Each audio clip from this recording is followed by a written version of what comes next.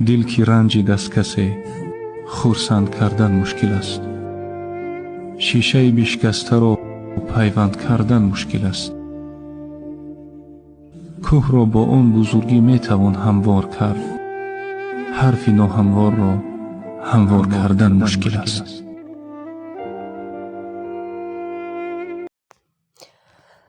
салом алейкум ба кулли ҳамватанон,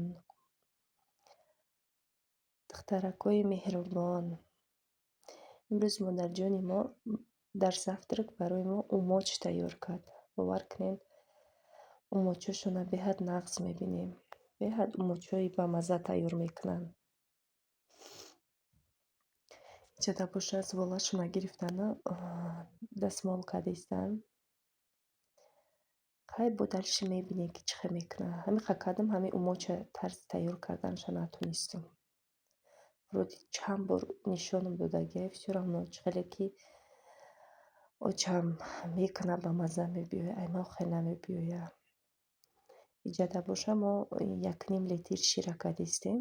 так мисол бисёрӣ бошем, фақат очам 3 литр мекунад, ба дараҷаш бамазза мебиёяд.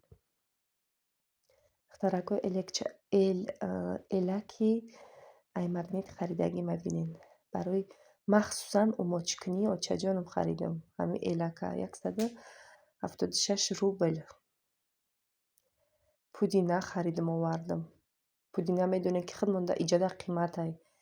нами яблучокш дар рӯи вай контейнерчаи пластмассӣ 160 рубл гирифтам ба фикрам. ай магазини Глобус.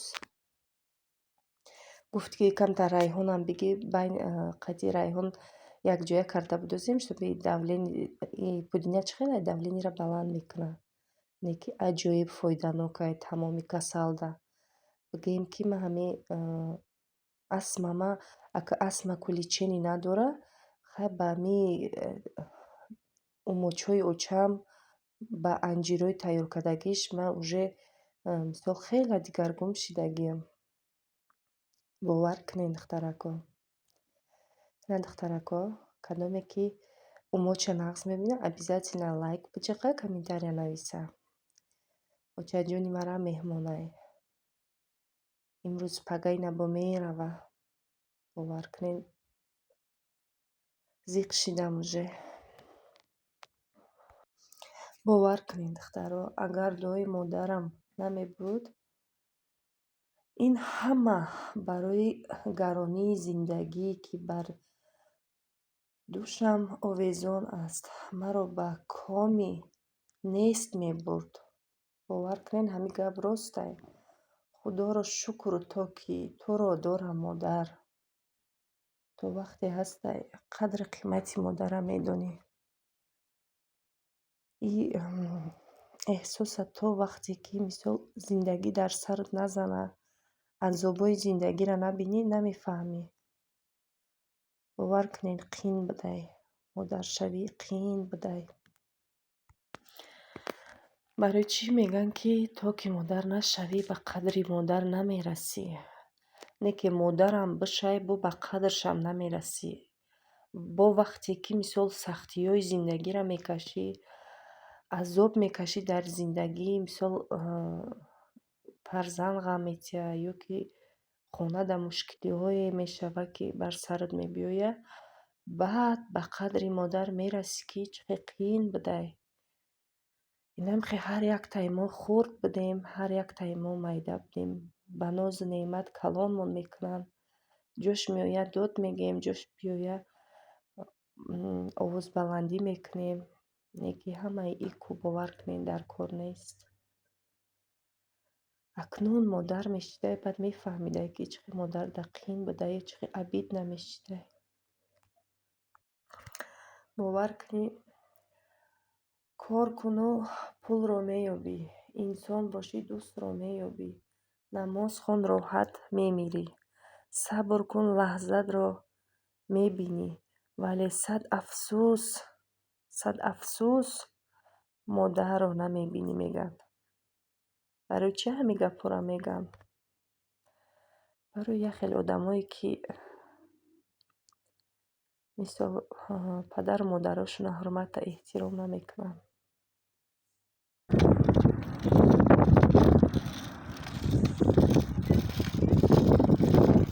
Куда пошла?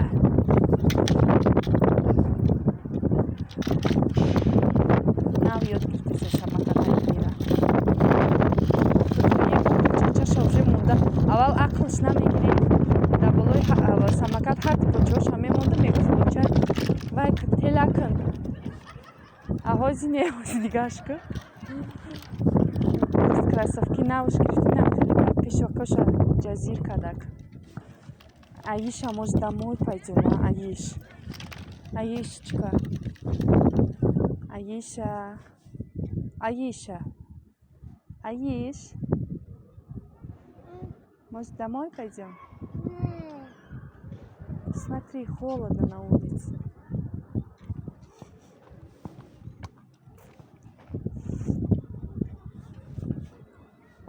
Хнуки кадай бахдуки дастут хнук михра.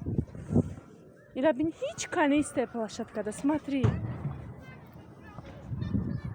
Никого нету. Только мы с тобой. Сейчас у тебя руки замерзнут. И все, начинаешь уже плакать, да? У тебя ручки замерзли уже, Аиш? Аишечка. Красавица моя. Машалло, туф чашнараса. Хелла капризинчиошам базшиде уже. Магуфтам и бахрубади наркос. Хишити вообще дигасоз намешава. Ну, так чара бине колецка да пупсик.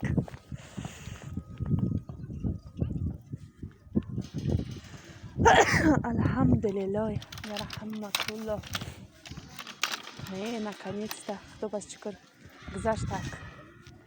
Уже хейла маштагай. Гаргумштагай.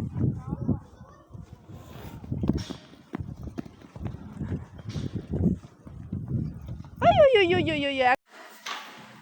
Пойдем. Ях кадак худиш хона омадак. Берин дай қагашки дастакош хона худ. Худиш рай хона да. Пеш гирифт.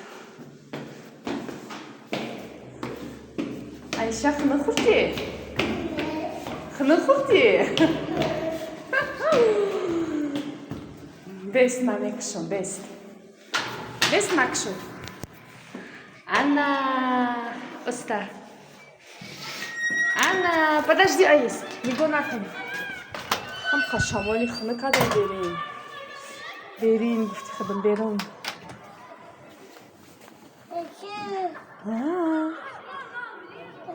Да, какой футбол мекнаха, я да, где сангар мешанаха.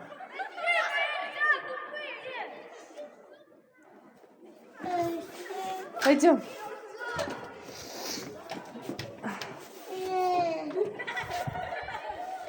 Ты что, здесь хочешь постоять, что ли? Ну ты ж замерзла. Где же мама? Че мама дома? Все, мама дома. Дома он. Ам гарми хушре када буд ки мефорид мебромади берун. Бадай кор меомади погода гарма как. Богуда хотида берун камин гаштем мози бухнук. Мегам бумай ам хнук меоя намедонам. Мегам зимнё ра ҷамъ мекунӣ ки бо хунук мешавад.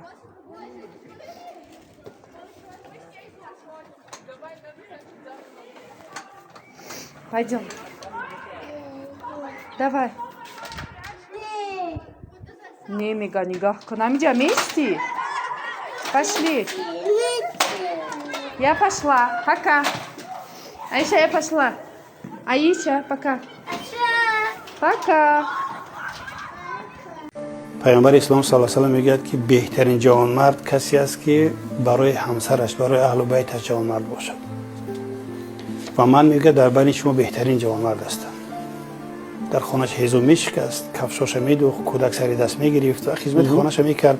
در 23 سال عمر مبارک پیغمبریش یک بار طرف همسراش نگفت که من از درون خانهش این اصطلاح را استفاده نبرد که من پیغمبری خدا هستم. خدمت میکرد در خانهش.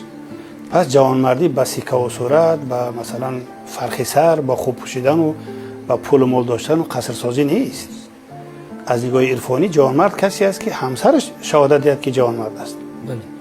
و الا اگر چقدر سیکه و صورت، اگر قارون که باشد، مال و ملک داشته باشد، این حیثیت بیرونی خانه به شرط صاحب خانه که همسر است این راضی نباشد، اصلا جوانمرد نیست. چرا اینا ظالم گفتن؟ چه سخنی من نیست. کم نیستن شوهرایی که در بیرون برای بعضی خانم ها در ناخونک وفادار هستند، اما برای همسرش و محبوبش و مادر فرزنداش زهرمار است. این ظالم مطلق است. باز برمیگردد به عقل. این باید دوست خوبی داشته باشد که هدایتش کند، یا یک همنشینای خوبی داشته باشد که آدم اگر همنشین خوب هم داشته باشد بهترین انسان شده میتونه، حتی اگر بدترین انسان باشد. سگ اصحاب کهف روزی چند پای مردم ها گرفته مردم شد.